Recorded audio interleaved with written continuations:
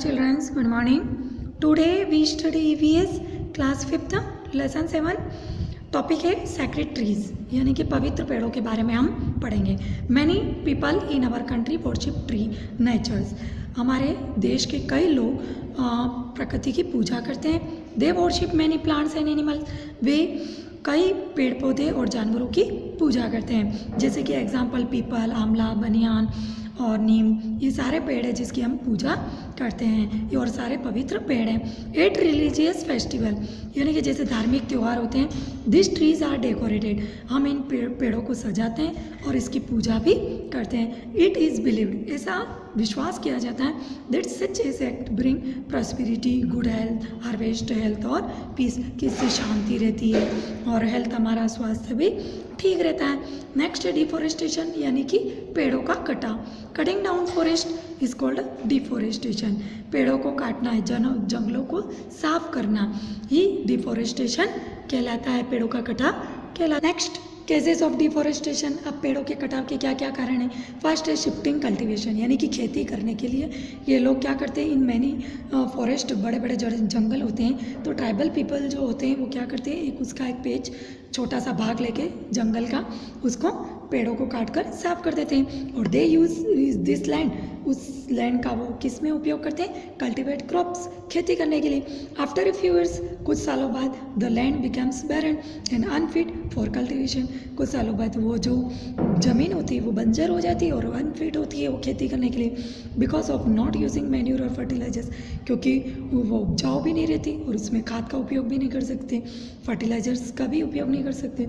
सो वो क्या करते हैं, दे लीव, वो उसको छोड़कर फिर अनदर पेज ऑफ फॉरेस्ट, जमीन, जंगल का कोई और भाग, छोटा भाग, उसको कल्टीवेशन, उसके लिए उपयोग करते हैं. तो this is called shifting cultivation. इस तरह से वो शिफ्ट करते रहते हैं खेती करने के लिए. अर्बनाइजेशन, बड़े बड़े शहरों के विकास के लिए ये लोग क्या करते हैं कि many parts of the world, बड़े बड़े शहर जो विश्व के होते हैं वो डिफॉरेस्टेशन करते हैं और शहरों का विकास करते हैं. The growing demand of firewood, plus फिर क्या होता है, विलेज के जो लोग होते हैं उनको भी लकड़ी जलाने के लिए चाहिए होती है, टिम्बर इन अर्बन एरियाज. तो इस तरह से ये भी एक मेन कारण है. नेक्स्ट है इफेक्ट ऑफ डिफॉरेस्टेशन. अब इसके क्या क्या प्रभाव हैं. तो forest are home to many plants and animals. जंगल जो होते हैं कई पेड़ पौधे और जानवरों का घर होते हैं. तो ड्यू टू डिफॉरेस्टेशन, पेड़ों के कटाव के कारण जानवरों का घर जो होता है वो खत्म हो जाता है. इट केसेस सॉइल इरोजन, मिट्टी का कटाव भी होता है क्योंकि सॉइल फर्टिलिटी ख़त्म हो जाती है इसके कारण, और इसके कारण मिट्टी का कटाव भी होता है. It cases change in the rainfall pattern, और इससे जो बारिश का पैटर्न है वो भी बदल जाता है, क्योंकि जहाँ पर डिफॉरेस्टेड, जहाँ भी पेड़ों का कटाव होगा वहाँ पर बारिश कम होगी और वहाँ पर सूखा भी पड़ेगा. बर्निंग ऑफ वुड, यानी कि पेड़ों को लकड़ी जलाने के लिए, ऑब्टेन फ्रॉम डिफॉरेस्टेशन, उसके लिए भी पेड़ों को काटा जाता है. तो increase the concentration of carbon dioxide in the atmosphere.